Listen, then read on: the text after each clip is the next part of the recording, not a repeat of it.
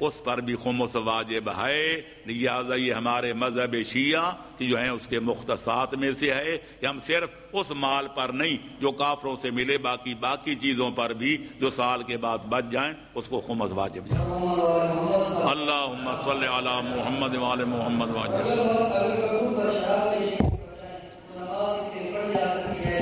کیا پڑھ جائیں جی؟ ہاں تو میرے دوستو عزیزوں، کئی چیزیں ایسی ہوتی ہیں جو پاک ہوتی ہیں لیکن کھانا پینا ان کا نجس ہوتا ہے، حرام ہوتا ہے، جیسے مٹی، جیسے بھنگ، جیسے چوہا، جیسے بلی۔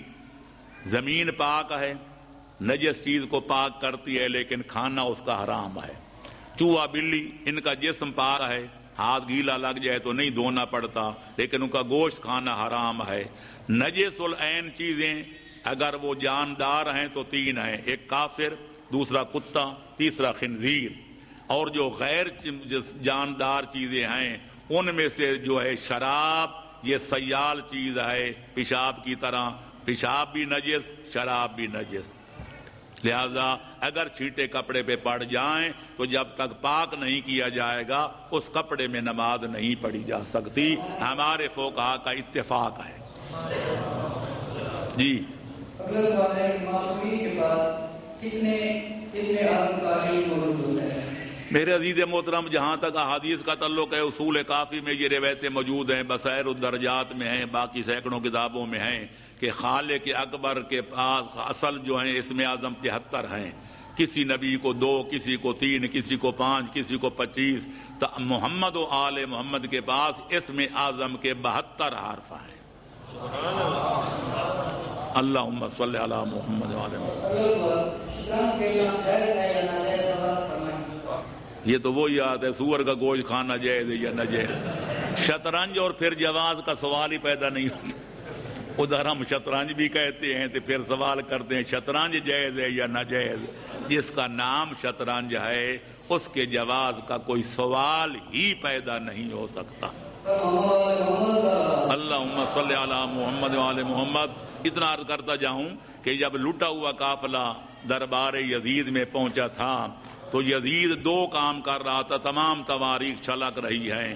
ایک شراب پی رہا تھا، دوسرا شطرنج کھیل رہا تھا۔ تو امام زین العابدین کئی گھنٹے ان کو رکنا پڑا تھا تاکہ وہ بازی مکمل کر لے، تے شراب کا جام جو چلا رہا تھا وہ مکمل کر لے۔ تو امام زین العابدین نے فرمایا کہ من کان من شیعتنا فلیتبرأ من الخمر والشطرنج، جو ہمارا محب کہلاتا ہے ان 2 چیزوں کے کبھی قریب نہ جائے، ایک کا نام شطرنج ہے تے دوسرے کا نام شراب ہے، کیونکہ یہ ہمارے دشمنوں کا فعل ہے، یہ ہمارا فعل اور ہمارا کام نہیں ہے۔ اللہم صلی علی محمد وعلی محمد وعجل فرج۔ جی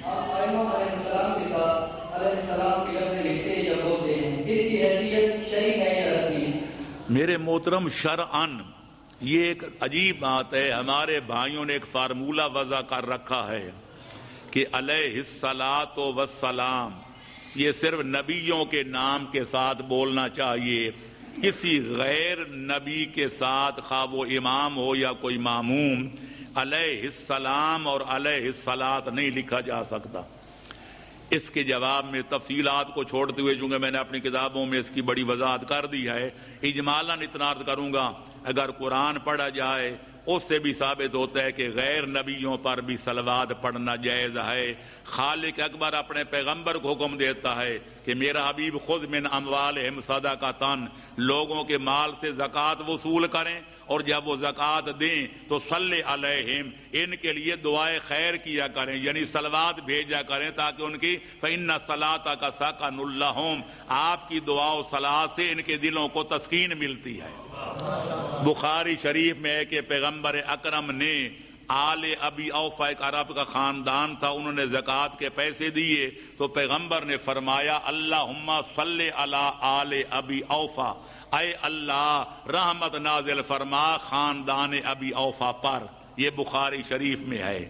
تو اگر پیغمبر آل ابی اوفا پہ درود و سلام پڑھ سکتے ہیں تو ہم آل محمد پر کیوں نہیں پڑھ سکتے؟ ایک آیت۔ دوسری آیت تفصیل میں جانے کا وقت نہیں، وقت ختم ہو رہا ہے، لیکن باہر کا چونکہ 5-10 منٹ لیٹ شروع ہوئے ہیں، ذرا ہم آگے لے جائیں گے. تو لہٰذا اس میں ہے کہ اے میرا حبیب بشر الصابرین الذین اذا اصابتهم مصیبت قالوا انا للہ و انا الیہ راجعون. اے میرا حبیب میرے ان بندوں کو خوشخبری سنا دو کہ جب ان پر کوئی مصیبت آئے تو وہ ناراض نہیں ہوتے، اللہ پہ نزلہ نہیں گراتے، جزا فضا نہیں کرتے، بلکہ کہتے ہیں انا للہ و انا الیہ راجعون. اللہ فرماتے ہیں خوشخبری یہ سنا دو کہ اولئک علیہم صلوات من ربہم و رحمہ، ان پر میری صلوات بھی نازل ہوتی ہے تو میری رحمت بھی نازل ہوتی ہے. لہذا کوئی نبی ہو یا غیر نبی جس پر مصیبت آئے تو وہ صبر و ضبط سے کام لے، تو انا للہ کا ورد کرے، اللہ کی طرف سے اس پر صلوات نازل ہوتی ہے.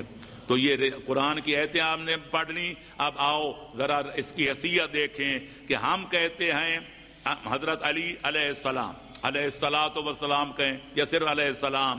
ملا علی قاری ہمارے بھائیوں کے بڑے نامی گرامی عالم ہیں، انہیں شرح فقہ اکبر امام اعظم کی کتاب ہے فقہ اکبر، چھوٹی سی عقائد کے بارے میں، اس کی شرح لکھی ہے. اس میں جہاں علی علیہ السلام کی نام کی ذات علیہ السلام کے لہقہ کا ذکر آتا ہے تو وہ کہتے ہیں علیہ السلام کہنے میں حرج تو کوئی نہیں.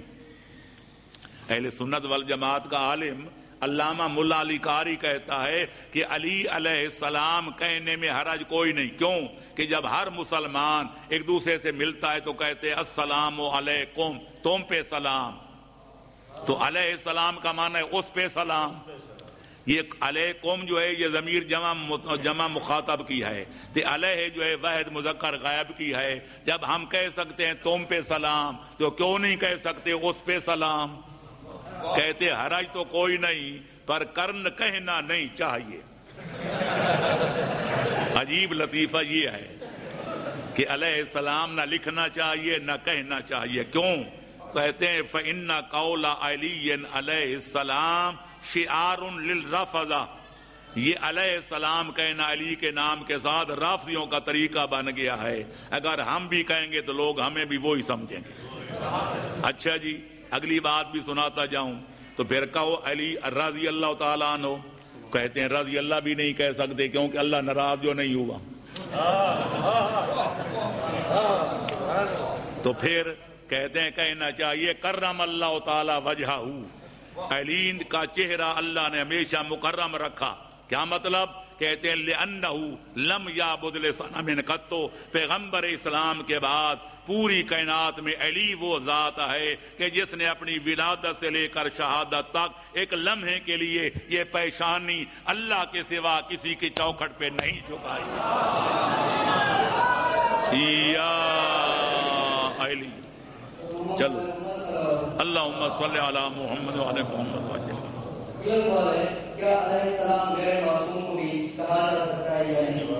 بات آ گئی میرے محترم، میرے جواب سے یہ جواب واضح ہے، دوبارہ کی ضرورت ہے. جب ہم سارے غیر معصوم ہیں ایک دوسرے کو کہتے ہیں السلام علیکم تو علیہ السلام میں کیا ہے. چلو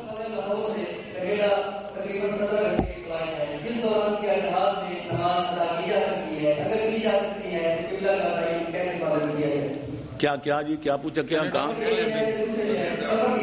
ہاں میرے محترم کسی نے کہا تھا کہ بغیر وضو کے نماز نہیں ہو سکتی، دوسرے نے کہا تھا میں نے کئی دفعہ پڑھی ہے تو ہو گئی ہے. آپ حضرات میں سے ماشاءاللہ ہوائی جہازوں پہ سفر کرنے والے بیسیوں بیٹھے ہوں گے. میں نے بھی کئی مرتبہ سفر کیا ہے، نماز کے ٹائم پہ نماز پڑھی ہے. صرف اتنا پوچھنا پڑتا ہے وہاں یار ہوسٹل سے یا وہ جہاز ران سے کہ قبلہ کس طرف ہے. بس اتنا جب پتہ چل جائے ادھر بے شک اتنی جگہ کھلی ہوتی ہے کہ آدمی چادر بچھا کے جا نماز بچھا کے کھڑے ہو کے بھی پڑھ سکتا ہے. میں نے ہمیشہ نماز کھڑے ہو کے پڑھی ہے، پورے ارکان کے ساتھ پڑھی ہے.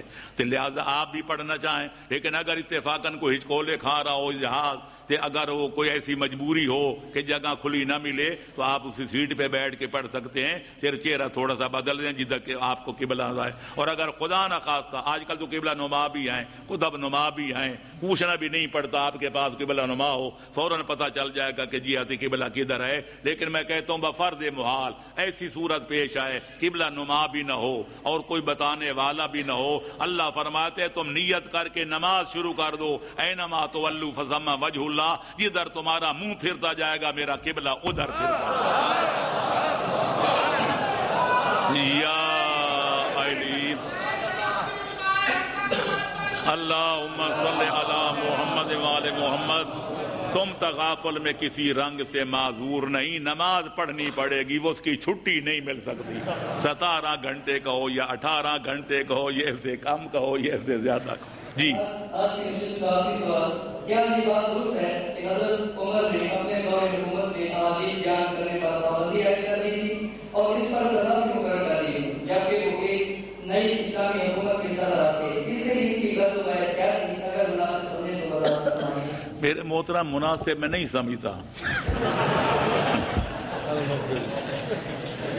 अफसोस बेशुमार सुखन हाय गुफ्तनी, अफसोस बेशुमार सुखन हाय गुफ्तनी, खौफे फसाद खल्क से नागुफ्ता रह गए।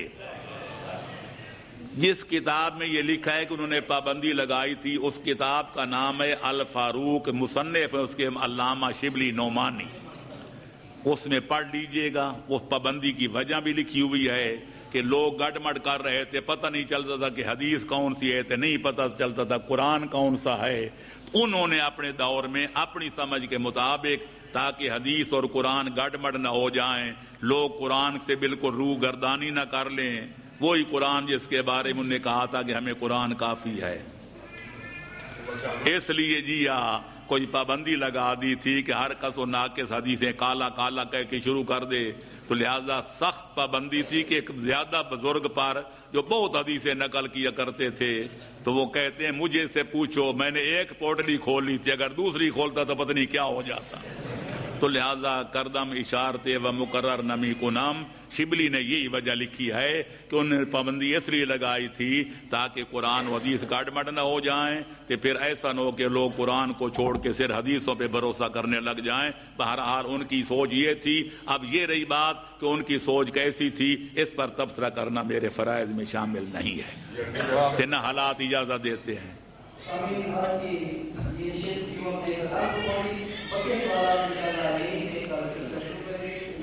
इंशाअल्लाह कोशिश करेंगे कि आने वाले दिनों में अगर टाइम जरा बढ़ाना भी पड़ा ताकि आपके जवाब जो आखिरी वक्त तक हैं, जो सवालात इंशाअल्लाह इख्तिताम पर ही जोड़ जाएं। खुदावंद आलम आप सबको जिंदा रखे, हमें भी मुवफ़्फ़क़ रखे इंशाअल्लाह। खुदा हाफ़िज़। अस्सलामु अलैकुम।